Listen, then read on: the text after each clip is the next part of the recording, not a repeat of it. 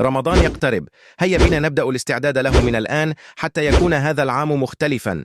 ولكن قبل أن نبدأ، هل صليت على النبي اليوم؟ ابدأ بتصفية قلبك، سامح من ظلمك، وتصالح مع من أغضبته حتى تدخل رمضان بقلب نقي مستعد للعبادة.